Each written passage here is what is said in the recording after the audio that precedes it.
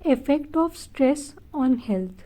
Hello everyone, माई सेल्फ समृद्धि और आज हम लोग ये टॉपिक पढ़ने वाले हैं। तो चलिए स्टार्ट करते हैं इस टॉपिक को, effect of stress on health. Stress has an impact on the physical health of an individual. A number of illness like cardiovascular diseases. Cardiovascular diseases हो गया ऐसे डिजीज़ जो आपके हार्ट से रिलेटेड होते हैं, ठीक है। अब फिर हो गया एक्स एंड पेन।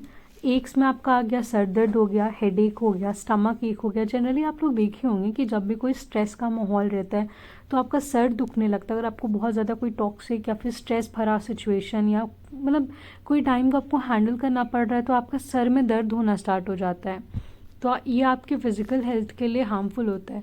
फिर आपको अल्सर्स हो सकता है। अल्सर्स हो गया आपका स्टमक अल्सर्स।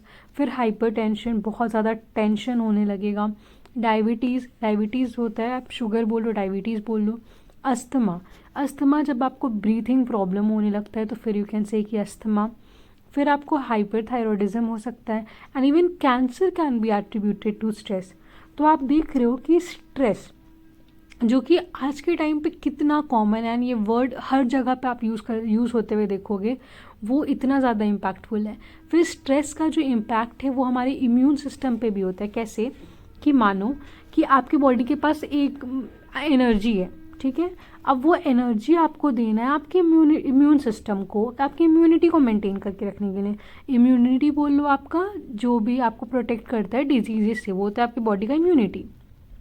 अब इम्यून सिस्टम को जो एनर्जी चाहिए वो आपका बॉडी इम्यून सिस्टम को ना दे के स्ट्रेस के माहौल में ऐसे ऑर्गन्स या फिर ऐसे सिस्टम को दे दे, लेके चलो ऑटोनॉमिक नर्वस सिस्टम, अब वैसे सिस्टम को दे दे एनर्जी ताकि वो स्ट्रेस से डील कर पाए। तो आपकी बॉडी के पास एनर्जी नहीं बचेगा ये आपके इम्यून सिस्टम को देने के लिए। इम्यून सिस्टम को नहीं दोगे तो आपकी इम्यूनिटी ख़राब हो जाएगी। इम्यूनिटी ख़राब हो जाएगी तो आपको प्रोटेक्ट नहीं करेगा कोई डिजीज़ से, क्योंकि इम्यूनिटी ही आपका इम्यून सिस्टम ही ना आपको प्रोटेक्ट करता है डिजीज़ से। अब प्रोटेक्ट नहीं करेगा तो आप बहुत ईजिली आप बीमार पड़ जाओगे। Now stress can also lead to development of cardiovascular disorders in individual. Cardiovascular disorder, अब देखो क्या होता है कि जब स्ट्रेस होता है, आपको स्ट्रेस के माहौल में हो आप, तो आपका ऑटोनॉमिक नर्वस सिस्टम जो होता है ना वो एक्टिवेट हो जाता है। ऑटोनॉमिक नर्वस सिस्टम क्या करता है कि आपका सिंपैथेटिक नर्वस सिस्टम को एक्टिवेट कर देता है। और जब आपका सिंपैथेटिक नर्वस सिस्टम जो होता है वो एक्टिवेट हो जाता है तो क्या होता है कि आपके बॉडी में जो ब्लड है वो मतलब बहुत ज़्यादा ब्लड प्रेशर बढ़ जाता है, ब्लड बहुत जल्दी फ्लो होना स्टार्ट करता है। तो आपको तो पता है ना कि ब्लड फ्लो कराने का काम किसका है, हार्ट का है, राइट। अब मान लो चलो इतना तो पता है कि ब्लड फ्लो कराने का काम हार्ट का है। अब अगर हार्ट को आप प्रेशराइज कर दोगे, ओवरबर्डन दे दोगे कि भाई तेरे को तेरे औकात के ज़्यादा काम करना है, तेरे लेवल से ज़्यादा काम करना है, तो भाई वो थक जाएगा ना यार, तो वो वेयर एंड टेयर हो जाएगा और वो डैमेज हो जाएगा। फिर prolong stress can also cause hypertension हो जाता है। क्यों, मैंने आपको अभी बताया कि as the sympathetic nervous system जो है वो एक्टिवेट हो जाता है and the blood pressure increases and remains increased for a long period of time.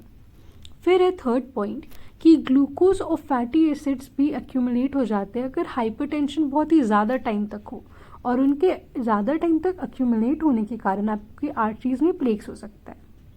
चलिए आगे बढ़ते हैं। Further the release of catecholamine and corticosteroid that take place when an individual is undergoing stress can also have a negative impact on the arteries and the heart. अब आप ये मान लो कि ये जो दो कैथेकोलेमाइन एंड कॉर्टिकोस्टेरॉइड, ये दो जो रिलीज होते हैं आपके स्ट्रेस के टाइम पे आपकी बॉडी से, तो उसका बहुत ही ज़्यादा नेगेटिव इम्पैक्ट होता है आपकी आर्टरीज एंड आपके हार्ट पे। फिर हम लोग देखेंगे कि we sometimes cross children who develop stomach upset before examination. ये बहुत ही कॉमन चीज़ है। अब आप पूछोगे मेरे साथ हुआ, तो हाँ मेरे साथ भी ये 10th के टाइम पे ज्योग्राफी एग्जाम के टाइम पे बहुत होता था। मेरा स्टमक पूरा ख़राब हो जाता था। आई यूज्ड टू थिंक कि भाई क्या हो गया मेरे को, मेरे से एग्ज़ाम लिखा नहीं जाएगा। Now this could also be attributed to the stress. तो वो स्ट्रेस के कारण, बिकॉज ज्योग्राफी के एग्जाम से मेरे को थोड़ा अच्छा खासा डर लगता था, थोड़ा नहीं बोलोगे। Now activation of sympathetic nervous system that takes place when stress is experience could lead to excess production of the hydrochloric acid and pepsin, which in turn would lead to peptic ulcers. अब क्या होता है, आपको ये पता है कि आपके स्टमक में हाइड्रोक्लोरिक एसिड होता है, ठीक है। तो हाइड्रोक्लोरिक एसिड का अपना एक फंक्शन है, आप उस पर डिटेल मत जाओ, मैं अब आगे पढ़ा नहीं रही हूँ, फिर भी बता दूंगी, अगर आपको ज़रूरत हो तो कमेंट सेक्शन में आप बता देना। तो क्या होता है कि ये सब रिलीज़ होता है। अब कोई भी चीज़ उसके ऑप्टिमम लेवल तक हो, सूटेबल लेवल तक हो, तब तक ठीक है। कोई भी चीज़ ज़्यादा या कम ख़राब होता है। अब ज़्यादा अगर जब रिलीज़ होने लग जाता है तो आपके स्टमक में अल्सर्स हो जाता है।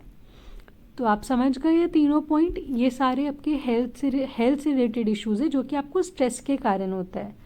आप क्या करो, आप स्क्रीनशॉट ले लो, अभी तक मैंने जितना भी पढ़ाया है आप एक बार मेरे पूरे लेक्चर को अच्छे से सुन लो, उसके बाद आप एक बार स्क्रीनशॉट को रीडिंग कर लो, और अगर आपका एग्ज़ाम दूर है तो आप उसको नोट डाउन कर लो।